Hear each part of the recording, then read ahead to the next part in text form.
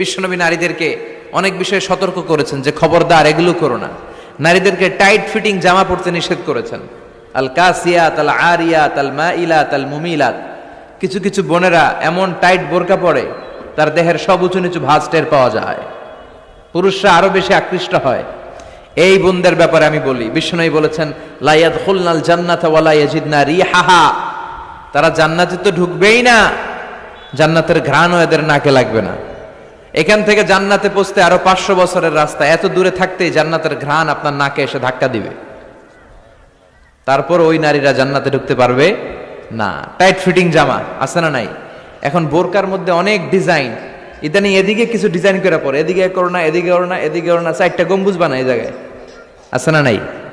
এগুলো করে, তো এগুলো করলে তার পর্দার চেয়ে তার সৌন্দর্যের প্রকাশ আরো বেশি হয়ে যায়।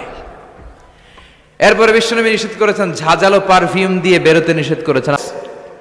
আপনি গায়ে ডিওডোরেন্ট দুর্গন্ধনাশক পারফিউম দিতে পারেন, তবে সেটা জামার ভেতরে, বাইরে যেন প্রকাশ না পায়। অনেক মহিলা সেজে গুজে বোরকাটা পরে বোরকার উপরে মারে 2টা, আছে না নাই?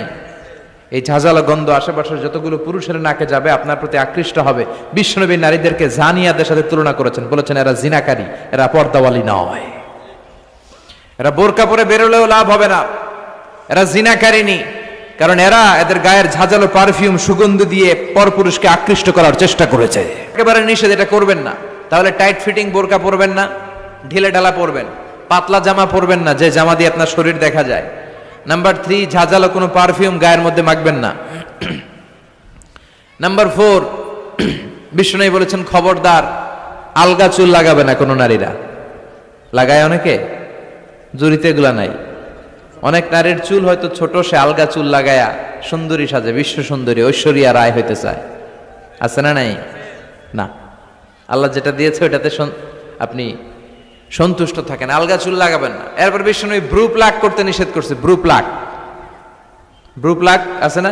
পার্লারে গেলে কিভাবে যেন এদিক দিয়ে ব্রু প্লাক করে একেবারে চিকন করে দেয় এই 2টা। হ্যাঁ, না, এটা নিষেধ। ব্রু প্লাক করতে বিশ্বনবী নিষেধ করেছেন। আমার বোনেরা, আপনারা এটা করবেন না। এই যে বিশ্বনবী যেগুলো নিষেধ করলেন, এগুলো থেকে যদি আমরা বেঁচে থাকি, আর যে 4টা কাজের কথা বললেন, এগুলো যদি আমরা করি, তাহলে জান্নাতে যাওয়ার পথকে আমাদের জন্য সহজ করে দিবে কে? আমি সব সময় নারীদেরকে 6 জন নারীর জীবনী পড়তে বলি, আপনারাও পড়বেন, বাজার থেকে কিনবেন। আসিয়ার জীবনী, আসিয়া ইমরাতু ফেরাউন, ফেরাউনের বউয়ের নাম হক্কা, নাম খিতা আসিয়া। এই আসিয়ার জীবনীটা প্রত্যেক নারীর জন্য পড়া ফরজ। কিভাবে তিনি ঈমান বাঁচিয়েছেন আপনি দেখবেন। এরপরে মারিয়ামের জীবনী পড়া ফরজ। মারিয়াম আলাইহিস সালাম কিভাবে তিনি ইবাদতে মশগুল ছিলেন।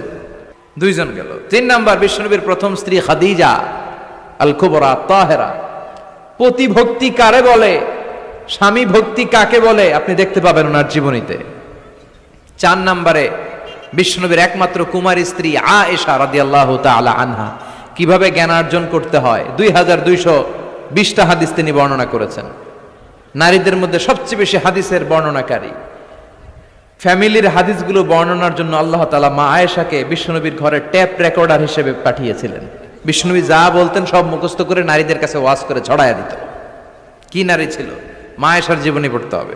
সবশেষে বিশ্বনবীর কলিজার টুকরা, নয়নের পুটলি ফাতেমাতুল আজ-জাহরা, এই ফাতেমাতুজ জাহরার জীবনী পড়তে হবে।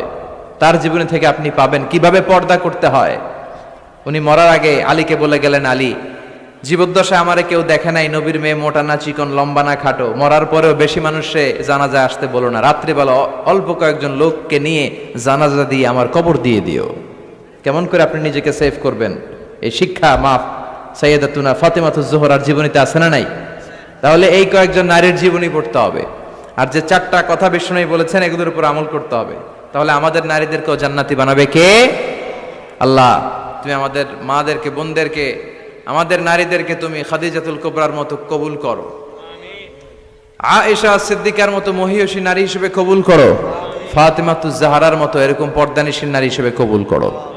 আল্লাহ তাআলা আমাদের সবাইকে কথাগুলো বুঝার ও আমল করার তৌফিক দান করুক। আমরা পড়ি আমিন।